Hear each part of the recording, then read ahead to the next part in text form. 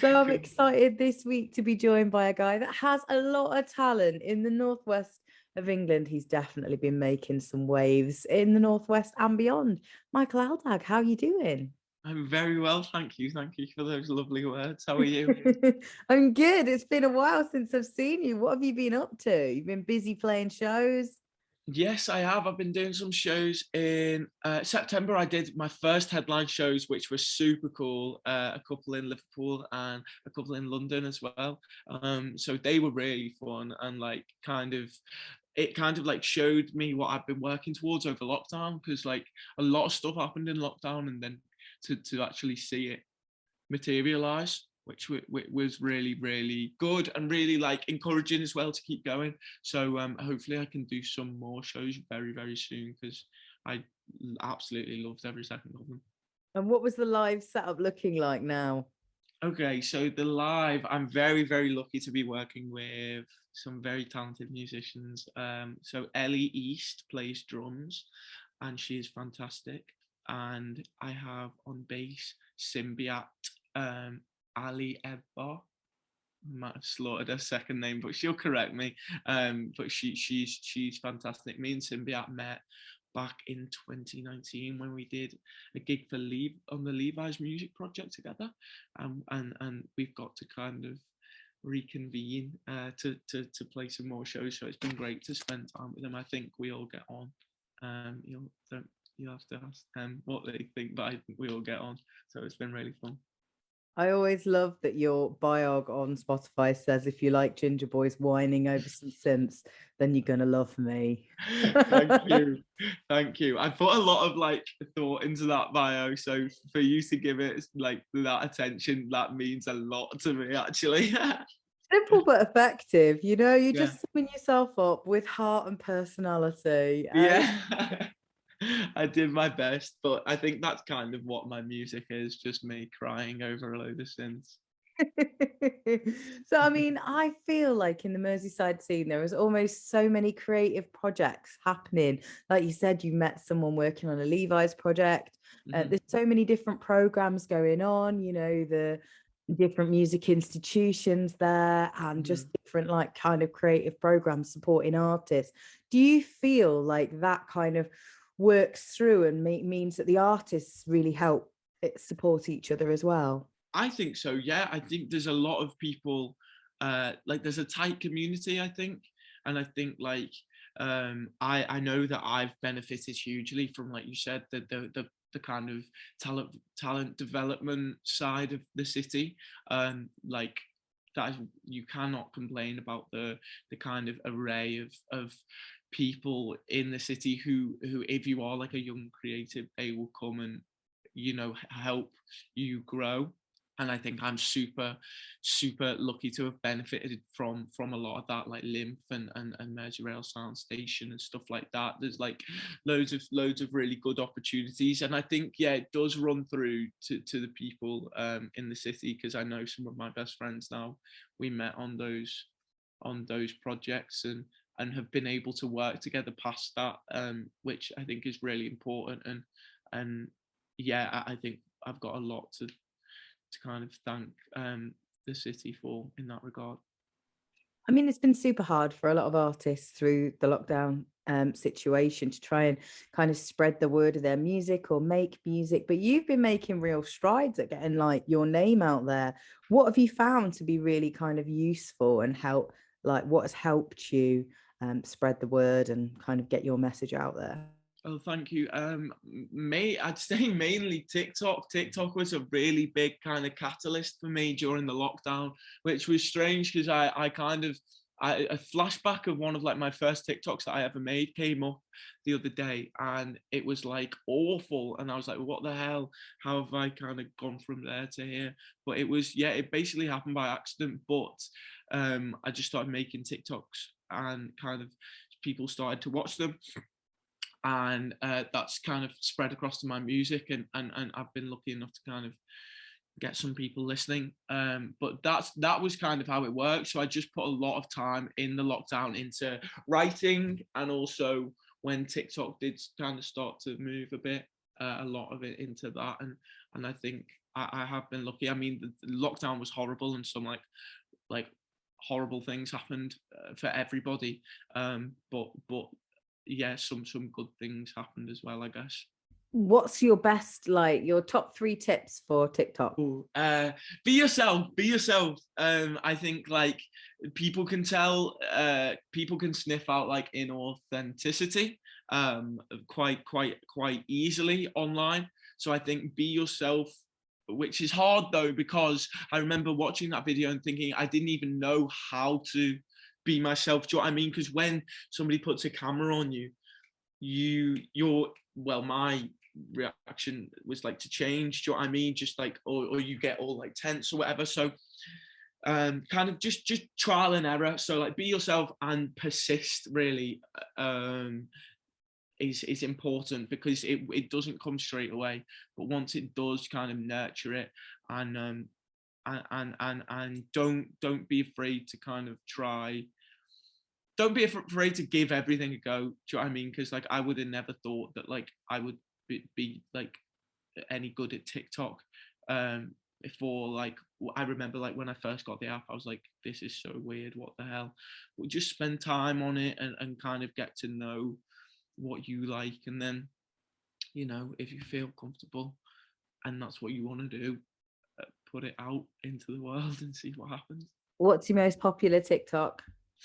Oh, I think I've got one that did, last time I checked, maybe 7 million views. That was, I can't remember which one it was. There's been a couple. I've only had about like 5 videos that have like surpassed 1 million views, or maybe a little, just a couple more. But I think 7 million was the biggest one. Yeah. What's on it? Um, it's literally just a like what was it? Oh, it was literally me making fun of how in primary school the boys who could, or in secondary school or just school, the boys who could run fast and were good at sports get preferential treatment. Um, and that's literally the basis of it. But I would hope that it's funnier when you watch it than when I explain it. But yeah.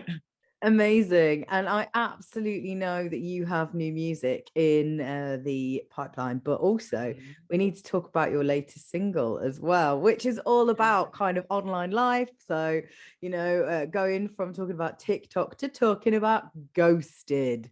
Tell us about Ghosted. So Ghosted, yeah, like you said, it kind of felt like the right time to bring out Ghosted. I wrote Ghosted before any of the TikTok stuff, but the kind of strap line from that song was, if you were as funny as you are online, we'd have like a perfect time. And I wrote that before like any TikTok things happened, so it was weird when it did happen, and then people actually started saying stuff like that to me, which was like pretty, like, first of all rude, but yeah, just weird. But it was fun.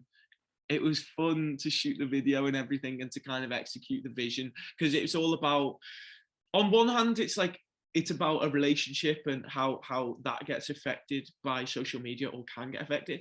But on the other hand, it's about like the disparity between reality and social media, because I think that's like a really like serious thing. And the song's quite like trivial and tongue-in-cheek, but the actual topic of that is quite a serious thing that can damage people's mental health. So I think like we tried to show that in the video and stuff, but yeah, it was weird how it coincided with the TikTok thing, because that lyric kind of came to life a bit more for me anyway.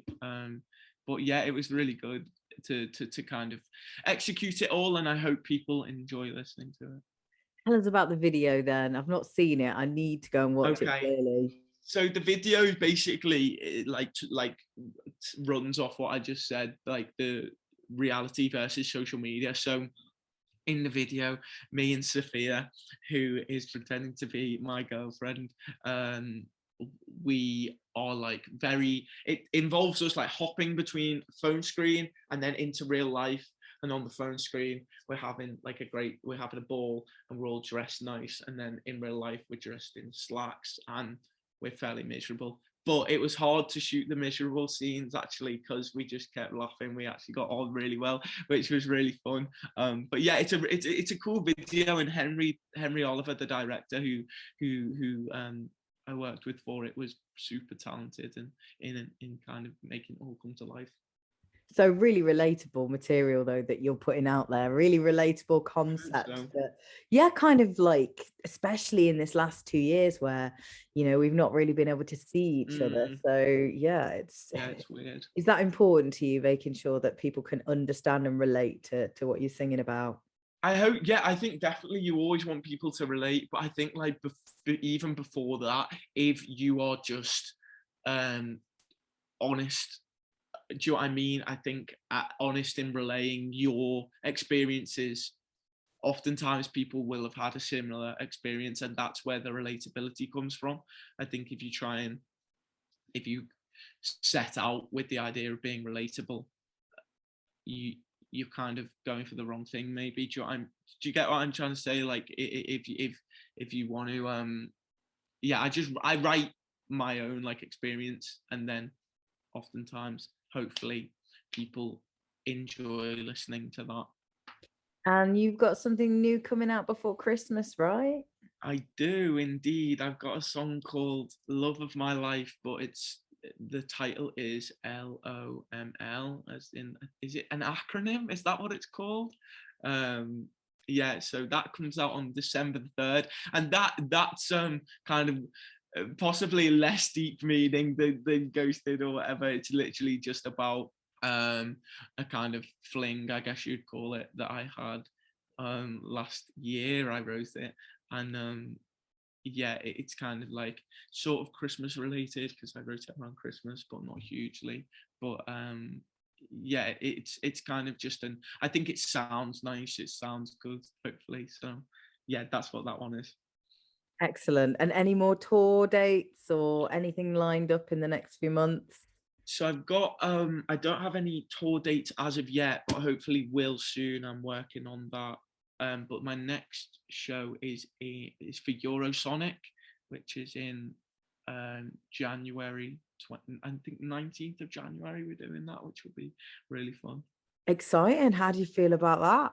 So excited, so excited. Like and I know that we're gonna rehearse before then, so we get to add some new songs to the set, because I've got loads of new music, but the way it takes a while to release it, so playing live is like a really good way to um kind of like, what's that, quench that thirst of kind of getting new music out there, because I'm able to kind of play it in that format. So I'm super excited for that, and yeah, to play all the new music and to just leave the country for the first time in like 18 years. Absolutely. And you'll be able to see loads of other artists there as well. Does that like excite you because you can like build a network and meet other artists?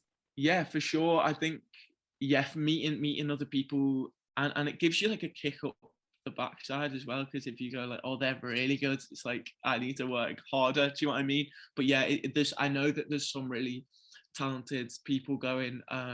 Finn Askew is one of the names that stands out. I saw him with my friend at a festival this summer, and he was really cool. So it'll be cool to see him again.